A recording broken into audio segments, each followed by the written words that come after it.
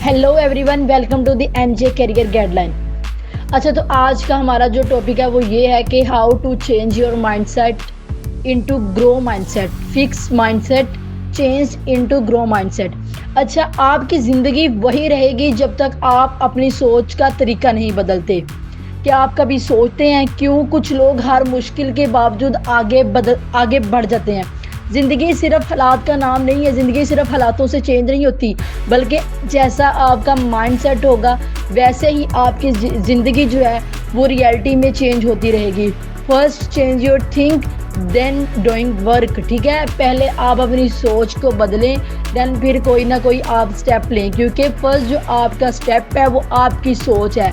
आपको जब आपकी सोच में पॉजिटिविटी आएगी, नेगेटिविटी दूर होगी, देन आप कुछ करने के काबिल बनेंगे। ठीक है, you can change your inner और outer world by your thoughts. आप अपनी अंदरूनी और बैरूनी ज़िंदगी को बदल सकते हैं सिर्फ एक सोच के अलावा, क्योंकि इंसान जैसा सोचता है होता भैया। अगर आप पॉजिटिव सोचोगे तो आपके साथ पॉजिटिव ही होगा।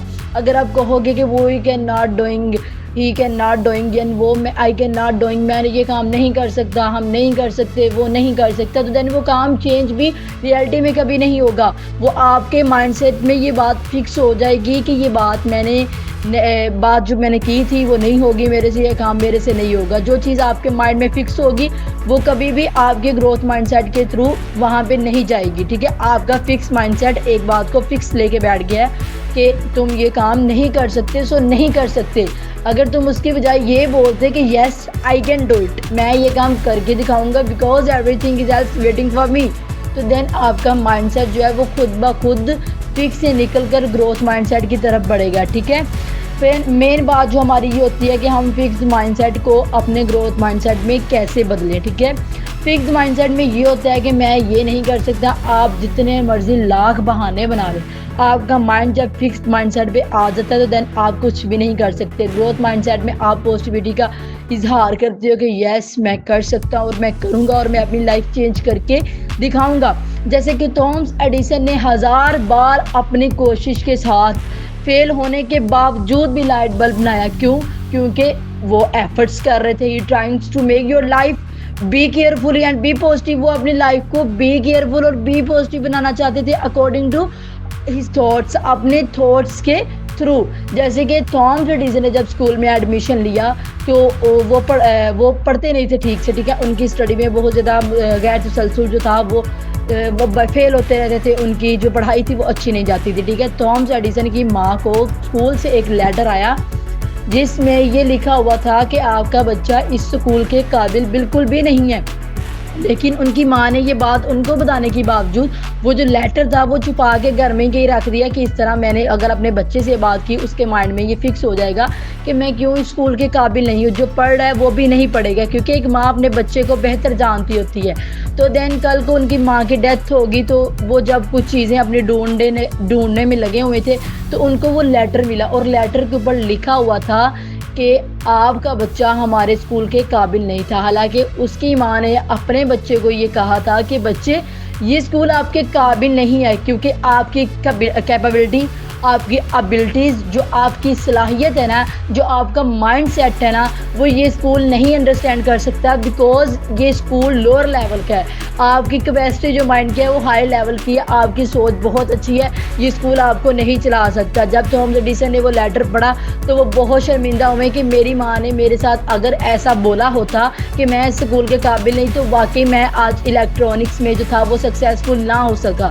तो देखें, थॉमस एडिसन ने 1000 दफ़ा फेल होने के बावजूद लाइट बल्ब बनाया। ठीक है, आगे सेकंड पॉइंट हमारे पास होता है your thoughts shape your reality. ठीक है, आप अपनी सोच के थ्रू ही अपनी जो सर्कमस्टेंसेस हैं उनको रियलिटी में शेप दे सकते हो। अगर आप सोचते हो कि आप हार गए हो तो वाकई आप हार गए हो। ठीक है, अगर आप कहोगे मैं हार गया हूँ, मेरे से ये नहीं होगा, तो देन वो आपके माइंडसेट में बात फिक्स हो जाएगी।